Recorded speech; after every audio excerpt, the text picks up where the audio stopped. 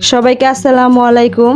আজকে আমার অনার্স চতুর্থ বর্ষের ভাইবা পরীক্ষা। এই কারণে এই যে ড্রেস, হিজাব, জুতা এগুলো নামিয়ে নিয়েছি। এখন রেডি হব। এই তো অলরেডি রেডি হয়ে বাসা থেকে বের হয়ে পড়েছি। এখন রাস্তায় রয়েছি। আর আজকে কিন্তু প্রচুর পরিমাণে রোদ ছিল।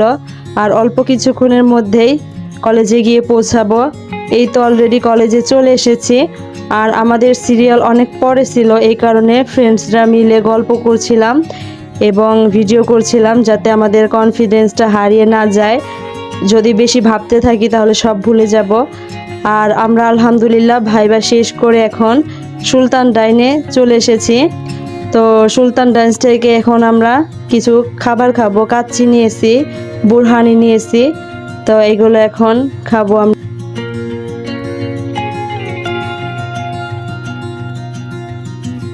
এই তো